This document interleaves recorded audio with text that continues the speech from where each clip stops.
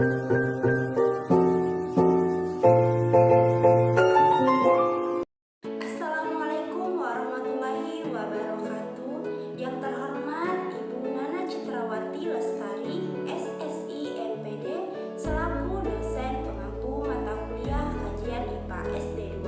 Perkenalkan, kami dari kelompok 10 yang beranggotakan saya sendiri, Bastriana dengan NPM 3062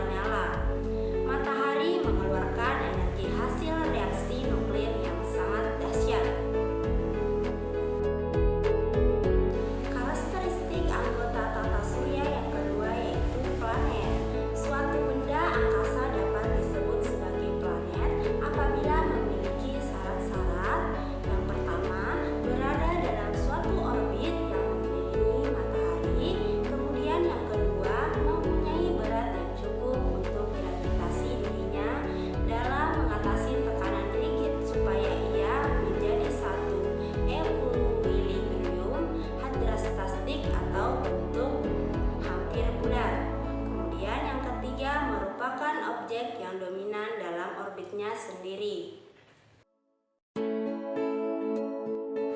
Yang ketiga ada satelit. Satelit adalah benda langit pengiring planet. Satelit sendiri bisa dibedakan menjadi dua macam. Yang pertama, satelit alami, yaitu satelit yang terbentuk karena adanya peristiwa alam bersamaan dengan terbentuknya planet. Yang kedua, satelit buatan, yaitu satelit yang dibuat oleh manusia yang digunakan untuk tujuan tertentu. Yang keempat ada komet. Komet adalah benda langit berupa es padat yang mengelilingi matahari. Sama seperti planet, komet juga bergerak mengelilingi matahari. Namun, orbit komet lebih lonjong jika dibanding orbit planet. Komet juga sering disebut dengan bintang berekor. Hal ini karena ketika bergerak mengelilingi matahari, komet menyemburkan gas bercahaya yang dapat dilihat dari bumi. Kemudian, karakteristik anggota tata surya yang kelima ada asteroid. Asteroid berupa batuan dengan bentuk yang tidak beraturan dan tidak ada yang berbentuk sama. Ukuran asteroid juga sangat beragam. Ada yang diameternya ratusan kilometer hingga yang jauh lebih kecil. Bintang tersusun oleh beberapa gas seperti gas hidrogen sekitar 94%, helium 5%, serta unsur lainnya 1%. Bintang di angkasa banyak yang terlihat redup dan tiba-tiba berubah menjadi terang dengan faktor ratusan hingga jutaan kali dalam beberapa jam. Bintang semacam ini dinamakan bintang baru atau nova. Matahari, planet, satelit, komet, dan meteor, steroid, dan asteroid hanyalah satu dari jutaan bintang-bintang yang bergabung dalam kelompok bintang yang disebut galaksi.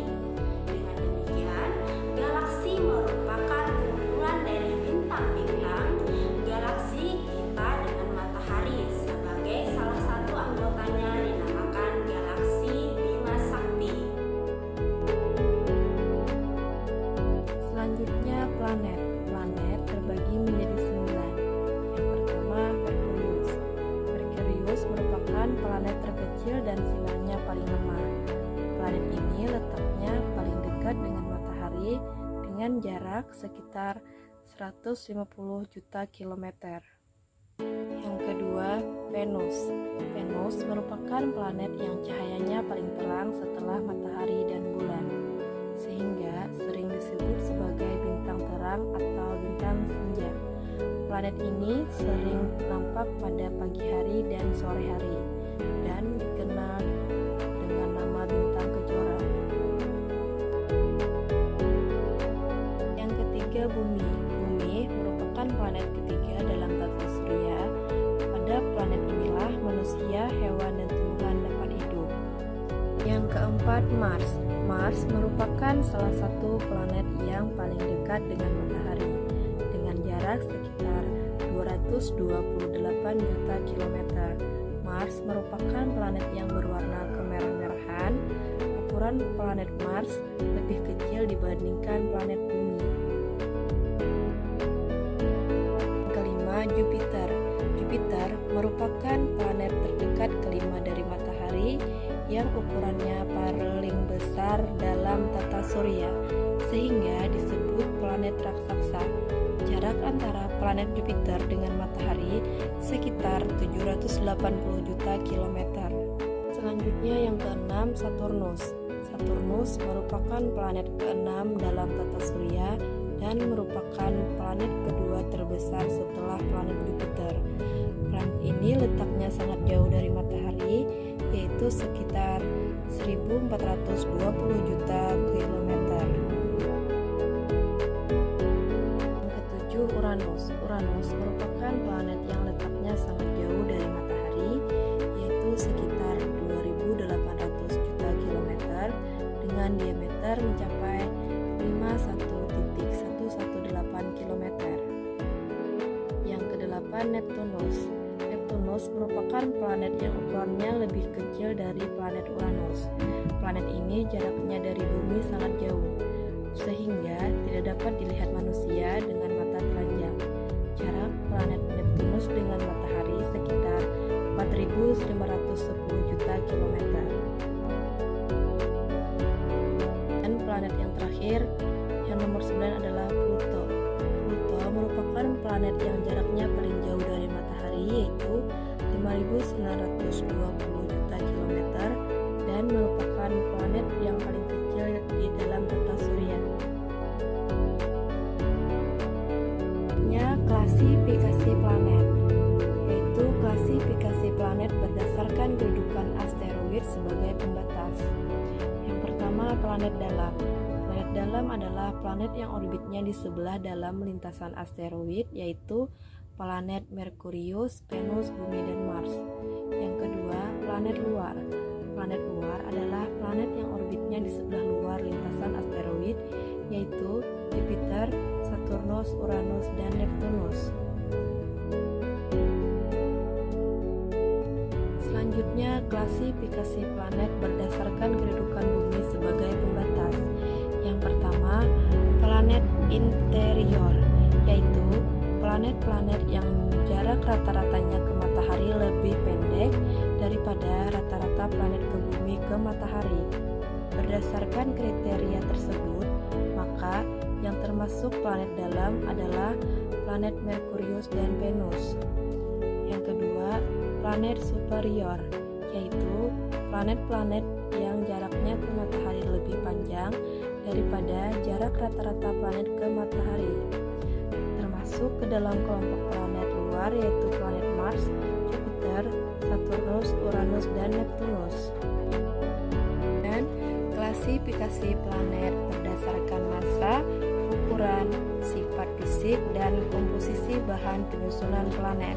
Yang pertama, planet kebumian adalah planet yang ukuran dan komposisi penyusunannya mirip dengan bumi, yaitu Merkurius, Venus, Bumi, dan Mars. Planet-planet ini memiliki gunung, lembah, dan kawah. Yang kedua, planet Jovian adalah planet yang ukurannya besar dan komposisinya penyusunannya mirip Jupiter berupa gas hidrogen dan sebagai besar es, yaitu Jupiter, Saturnus, Uranus, dan Neptunus. Material keempat planet ini sebagian besar berupa cairan. Selanjutnya, asteroid. Asteroid adalah sisa-sisa logam dan bongkahan batu bekas pembentukan tata surya. Ukuran yang dimiliki asteroid tidak beraturan, dan salah satunya diantaranya Mars serta Jupiter. Yang kedua, meteorit. Yang kedua, meteoroid. Meteoroid adalah benda langit, baik batu maupun logam, yang bergerak bebas tanpa jalur di angkasa. Kecepatan pergerakan relatif cepat dengan bebas mengelilingi berbagai macam planet yang ada di dalam galaksi Bima Sakti, tepatnya di sistem tata surya. Selanjutnya, meteor. Meteor disebut pula sebagai bintang jatuh. Hal ini karena benda-benda angkasa ada kalanya tertarik oleh gaya tarik bumi, sehingga masuk ke dalam atmosfer bumi dan bergesekan dengan udara sehingga menjadi panas dan berpijar yang nampak seperti bintang jatuh. Dan yang selanjutnya, meteorit.